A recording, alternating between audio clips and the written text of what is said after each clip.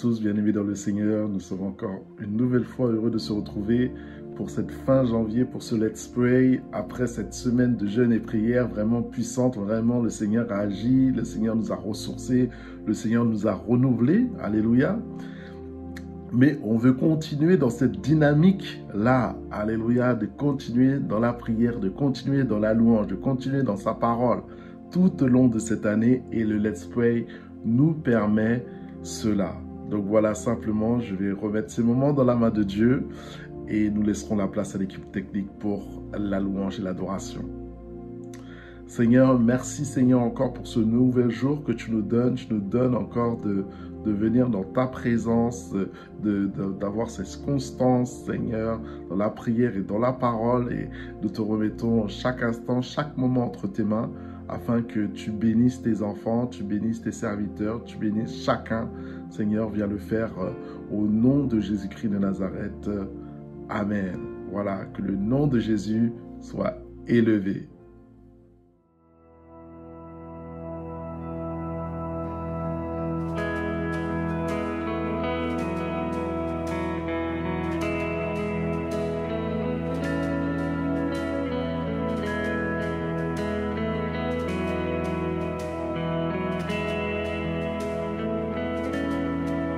Tiens mon cœur dans les mains qui façonnent les yeux.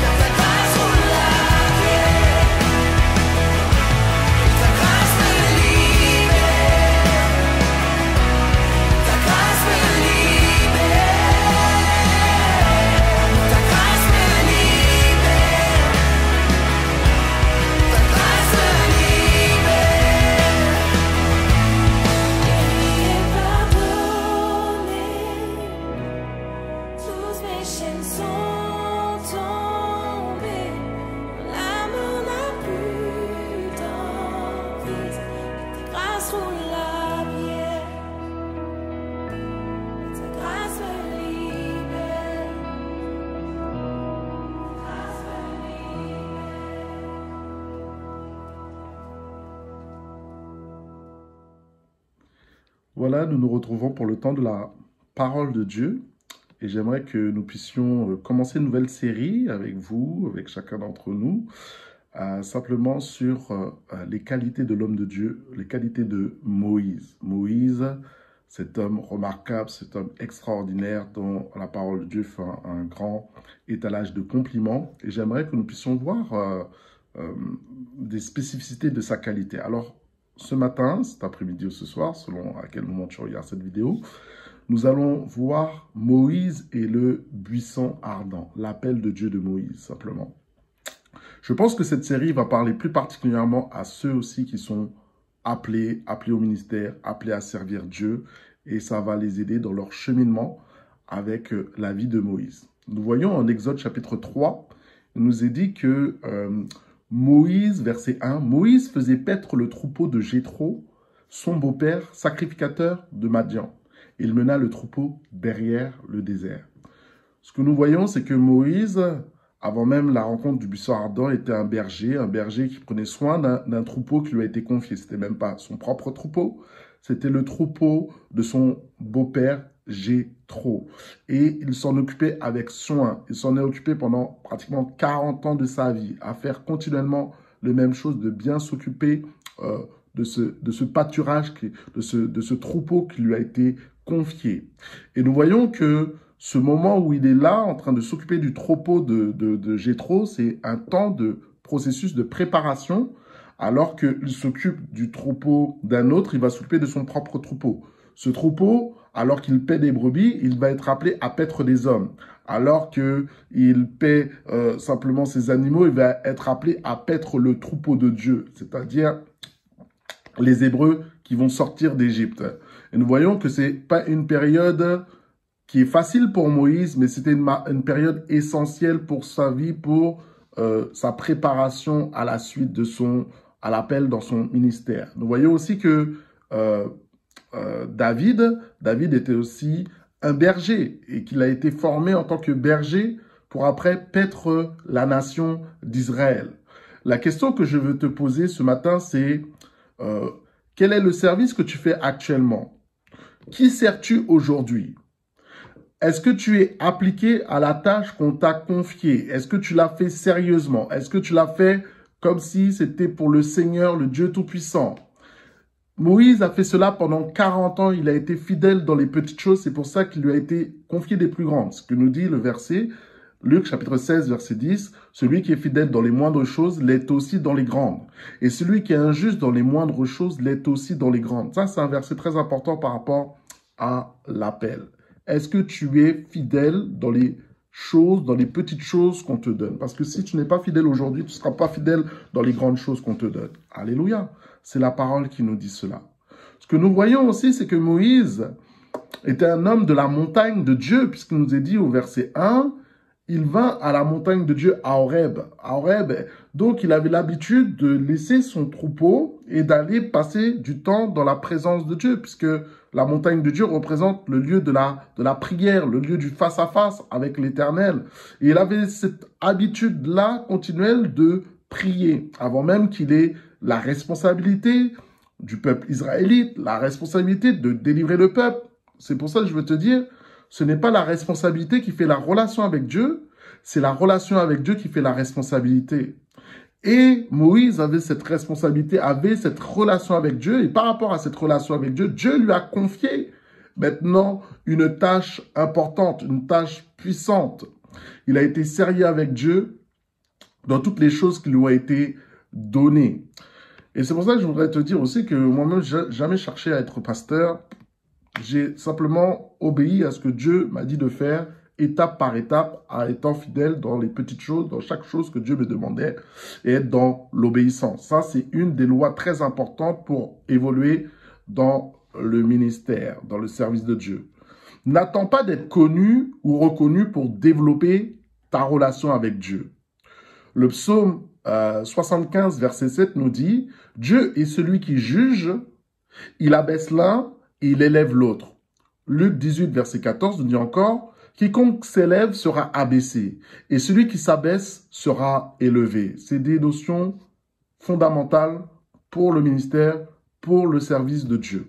Mais avançons maintenant. Nous voyons maintenant au verset 3, Exode chapitre 3, verset 3, l'épisode du buisson ardent.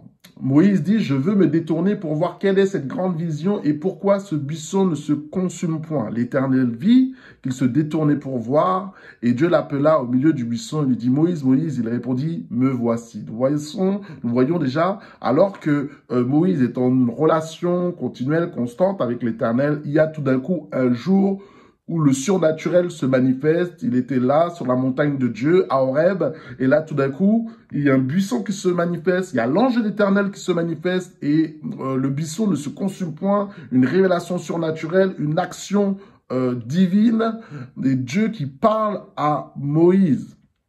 Dieu qui parle à Moïse, une révélation, une surprise.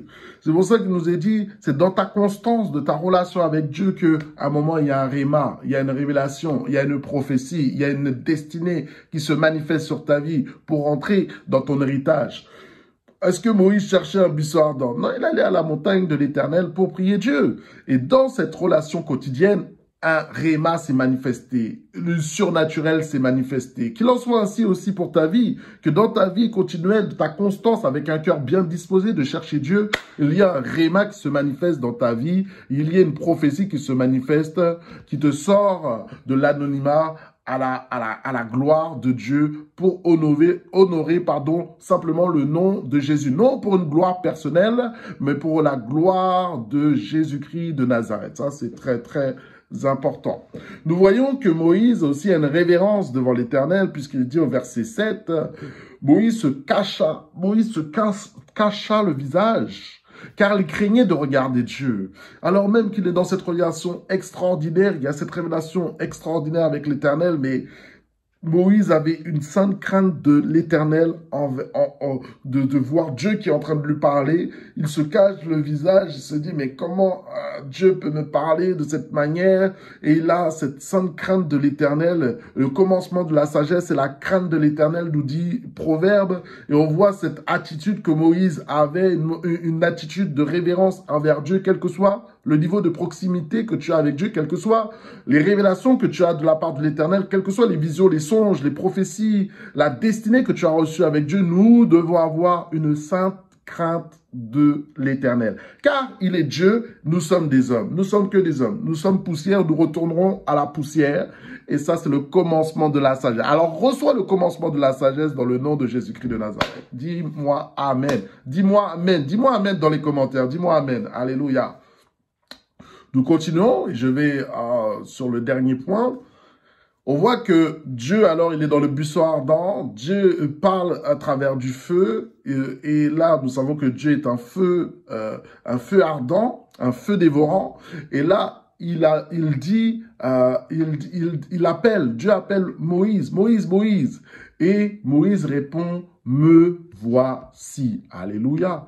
Moïse répond, me voici. L'Éternel vit qu'il se détournait pour voir, et Dieu l'appela au milieu du buisson, et dit, Moïse, Moïse. Il répondit, me voici. Voici un homme qui était prêt à être sensible à la voix de Dieu, et la première fois qu'il a entendu la voix de Dieu, il s'est disposé, il avait la disposition de cœur, même si par la suite il a des échanges par rapport à l'appel, mais il a la disposition de dire au Seigneur, me voici, je suis là. Je suis disposé, je suis prêt à t'écouter, je suis prêt à voir qu'est-ce que tu as à me dire.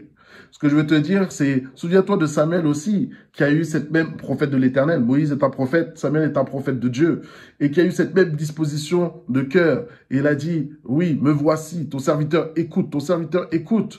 Est-ce que tu as cette disposition de cœur, mon frère, ma sœur? Est-ce que tu es prêt? Quand Dieu te parle, quand Dieu te dit, est-ce que tu es la personne qui dit, me voici, je suis disposé, je suis prêt à entendre ta voix, je suis prêt à entendre tes consignes, je suis prêt à entendre tes directives pour faire ta volonté, pour obéir à la voix de Dieu. Alléluia. Est-ce que tu as cette disposition de cœur où tu es réfractaire à la voix de l'Éternel, où tu combats et tu as du mal à te soumettre à son autorité? Parce que oui, il peut demander des choses qui ne sont pas simples, peuvent être compliqués.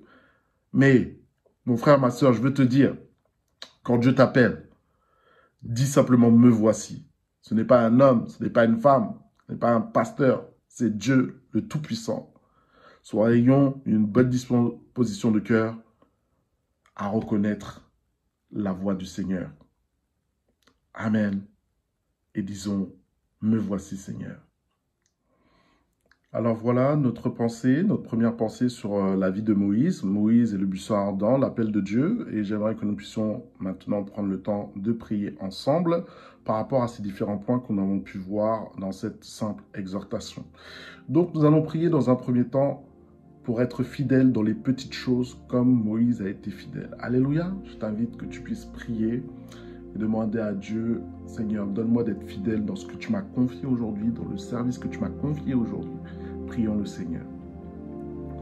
Seigneur notre Dieu, ta parole, elle est bonne, ta parole, elle est agréable, ta parole nous instruit, ta parole, Seigneur mon Dieu éternel, nous fait du bien, elle est sur la lumière sur notre sentier. Seigneur, conduis-nous, Seigneur mon Dieu, encore par ta parole éternelle, de voir cet exemple, Moïse, cet homme de Dieu, cet homme que tu as établi sur la nation, et de voir comment il a agi, il s'est comporté, et nous voyons que avant même d'avoir été élevé, il s'est occupé du troupeau de Jéthro, il a paix pendant 40 ans, il s'est occupé de ces petites choses, de ces choses qui étaient tellement importantes pour lui. Et je prie, Père Céleste, que nous aussi, Seigneur, voici la tâche, là où tu nous as placés, là où tu nous as établis, que nous puissions prendre soin, faire les choses avec efficacité, faire les choses avec productivité, faire les choses avec sérieux.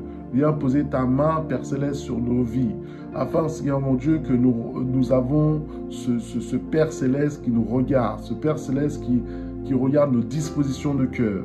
Et nous voulons, Seigneur mon Dieu, faire l'œuvre de Dieu avec une bonne disposition de cœur, avec un cœur, Seigneur mon Dieu, qui aime ton œuvre, un cœur qui aime, Seigneur, le service que tu nous as placé. Aide-nous, Seigneur, en ces instants, renouvelle les forces peut-être de chacun, peut-être certains sont fatigués, sont découragés, mais nous prions, Seigneur, que ta main se pose sur leur vie, afin que tu leur donnes la force de continuer. Je prie aussi pour la vie de travail, tu nous as donné du travail, là où tu nous as placés, et c'est peut-être pas toujours évident, mais je prie encore, Seigneur, que nous soyons fidèles dans les tâches que nous avons au travail, afin que nous soyons des témoins fidèles, des témoins de ta parole, des témoins des lettres lues, Seigneur mon Dieu, de l'évangile de Jésus. Oui, Seigneur, viens le faire au milieu de nous, aide-nous dans notre service, aide-nous dans notre travail, aide-nous dans nos familles. Viens le faire, Père Céleste, au nom de Jésus-Christ. Et nous disons ensemble, Amen. Amen. Alléluia. Nous continuons et nous allons prier maintenant pour avoir une constance dans la vie de prière. La semaine dernière, on a fait le jeûne et prière. Et peut-être que tu as eu un pic et que là tu t'es relâché, mais on veut prier pour continuer une constance dans la vie de prière. Alléluia. Pour chacun d'entre nous, dans la vie de la parole. Prions le Seigneur. Aide-nous, Père Céleste. Tu dis dans ta parole en Matthieu chapitre 4, verset 4, l'homme ne vivra pas de pain simplement, mais de toute parole qui sort de la bouche de Dieu. Seigneur, donne-nous, Seigneur, d'être constant dans notre discipline spirituelle personnelle avec toi, de prier, Seigneur mon Dieu, de lire la parole. Seigneur, la semaine dernière était une semaine vraiment puissante où tu as agi, tu nous as fait du bien, tu nous as boosté. Mais nous voulons, Seigneur, continuer, Seigneur mon Dieu éternel, semaine après semaine, jour après jour, Seigneur, à être nourri de toi, avoir cette relation constante, cette relation profonde, Seigneur mon Dieu, avec toi. Alors, aide-nous, Seigneur mon Dieu éternel, à persévérer dans la prière. Tu dis que la chair est faible, mais l'esprit est bien disposé. Il est bien disposé à prier, il est bien disposé à adorer, il est bien disposé à venir dans ta maison. Alors, bénis maintenant chaque personne qui est connectée maintenant par Internet, que sa vie de prière, qu'une huile puisse descendre maintenant, une onction puisse descendre maintenant au nom de Jésus-Christ de Nazareth, afin d'être rafraîchi maintenant. Tu es rafraîchi maintenant. Tu es rafraîchi maintenant. Tu es rafraîchi maintenant dans ta vie avec le Seigneur. Tu es renouvelé maintenant dans ta vie avec le Seigneur. Pour continuer à aller de l'avant, nous te remercions, Seigneur. Nous avons besoin de cette huile. Oui, nous avons besoin de cette huile chaque jour pour continuer à avancer dans le combat. Viens le faire, Père, dans le nom de Jésus. Amen. Nous disons Amen. Nous continuons à prier maintenant dans cette une deuxième partie de la prière. Et nous allons prier pour un face-à-face avec Dieu. Des face-à-face et que Dieu donne des révélations, Dieu donne des prophéties, Dieu suscite des destinées. Alléluia, on va prier dans ce sens-là. On va prier avec moi. Seigneur mon Dieu, Moïse est venu sur la montagne de Dieu à Horeb, il est venu et alors qu'il était dans cette relation constante avec toi, c'est là où tu t'es manifesté, où le buisson ardent a été. Seigneur, nous prions pour nos frères, nos sœurs, Seigneur mon Dieu, des révélations, des rémas de ta part. Nous prions pour des visions, nous prions pour des songes, nous prions pour des prophéties, nous prions pour que des destinées soient révélées par le Saint-Esprit. Parce que tu as dit à Jérémie, avant que tu sois dans le ventre de ta mère, je t'avais établi prophète des nations. Seigneur, l'appel n'est pas une question de moi-même, de soi-même, mais l'appel est une question de toi qui as dit sur l'homme, sur la femme. Seigneur éternel, je prie les destinées que tu as manifestées dès le ventre de nos mères. Tu nous as appelés, tu as établi. Seigneur, nous prie pour les révélations. Seigneur mon Dieu, se manifeste des destinées en toute humilité pour, Seigneur, simplement obéir à la voix de l'Éternel, obéir à la voix de Dieu. Seigneur, viens le faire au milieu de nous, afin, Seigneur Jésus, que chacun puisse répondre, Seigneur, favorablement à pourquoi il a été conçu, pourquoi il a été fait. Il a été conçu pour glorifier le nom du Seigneur. Chacun a été glorifié, a été conçu pour élever le nom de Jésus-Christ. Alors, Seigneur, nous te remercions pour ce que tu fais maintenant, pour les révélations, pour les rémas, pour les convictions que tu mets dans les cœurs, avec toute simplicité et humilité. Tu le fais, tu bénis le peuple de l'Église en action. Tu bénis chacun d'entre nous, Seigneur éternel, dans nos destinées. Tu le fais, Seigneur, au nom de Jésus-Christ. Nous disons ensemble, Amen, Amen. Nous continuons, nous prions maintenant pour la sainte crainte de l'Éternel. Quand Moïse est venu dans la présence de Dieu, il a caché son visage parce qu'il avait peur de regarder Dieu. Prions pour cette sagesse, cette crainte de l'Éternel qui nous donne cette sagesse. Seigneur Dieu, nous avons besoin. Nous avons la libre accès maintenant à ton trône, par le voile déchiré, par Jésus qui a été déchiré, par le sang de l'alliance, de la nouvelle alliance. Mais nous ne voulons pas prendre pour acquis ces choses-là. Nous voulons venir devant toi avec révérence. Nous voulons te parler avec révérence. Nous voulons te parler avec crainte. Parce que tu es Dieu et nous sommes des hommes. Nous retournerons la poussière. Nous sommes poussière, nous retournerons la poussière. Mais toi, tu es Dieu qui vit éternellement, qui n'a pas de commencement, qui n'a pas de fin, qui n'a pas de début. Toi, tu es l'alpha, tu es l'oméga, tu es le premier, tu es le dernier. Alors, donne-nous maintenant, au nom de Jésus-Christ de Nazareth, chacun d'entre nous, d'avoir une sainte crainte de l'Éternel, une crainte révérentielle. Pour, Seigneur, ne pas te servir n'importe comment, ne pas te prier n'importe comment, ne pas te parler n'importe comment, et te parler, Seigneur, avec respect, comme l'autorité suprême du ciel, de l'univers. L'autorité, tu dis dans ta parole, tout genou fléchira, toute langue confessera, tu es Seigneur. Alléluia, alléluia, alléluia. Alors c'est pour ça que je prie le commencement de la sagesse, commencement de la sagesse, commencement de la sagesse, commencement de la sagesse sur chacun d'entre nous. Nous sommes sages au nom de Jésus parce que nous avons la crainte de Dieu, la sainte crainte de Dieu, nous le faisons au nom de Jésus-Christ de Nazareth. Amen. Alléluia, alléluia. Nous finissons avec ce dernier sujet de prière. Nous allons prier pour que ceux qui sont appelés, alléluia, que tous ceux qui sont appelés par la grâce de Dieu puissent répondre « me voici » favorablement. Alléluia, un « me voici ». Ah, ça c'est une prière dangereuse. Il faut faire attention à ce qu'on prie. Donc on va prier. Hein, comme ça, tu vas venir souffrir avec nous. Mais c'est la bonne souffrance. Souffrir pour Christ, la bonne souffrance de l'Éternel. Alléluia, on va prier. Seigneur mon Dieu, tu dis que la moisson est grande, mais il y a peu d'ouvriers. Priez le maître de la moisson d'envoyer des ouvriers. Seigneur, vois des ouvriers maintenant. Au nom de Jésus, convictions viennent par le Saint-Esprit. Tous ceux qui sont appelés, tous ceux qui sont destinés à se lever d'une manière particulière, à te servir, nous prions au nom de Jésus. Une conviction maintenant qui vienne sur leur vie. Comme tu as appelé Moïse, comme tu as appelé Jérémie, comme tu as appelé Samuel, tu appelles encore aujourd'hui. Tu appelles encore aujourd'hui.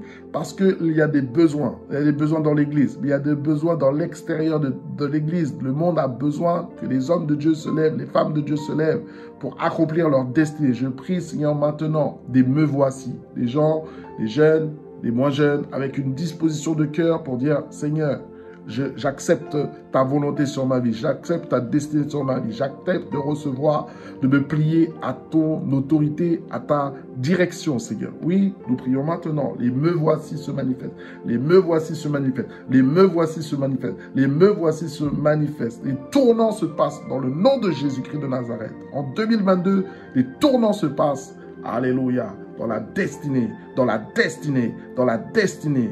Oui, Seigneur, je le prie maintenant. Dans le nom de Jésus-Christ de Nazareth, j'ai prié, Père Céleste. Et nous disons ensemble, Amen, Amen, Amen, Amen. Donc, simplement, que Dieu te bénisse, mon frère, ma soeur, que tu sois rempli du feu de l'Éternel, du feu dévorant, alléluia, et que nous continuons à marcher sur les traces de nos modèles, c'est-à-dire Moïse, pour continuer à aller de l'avant.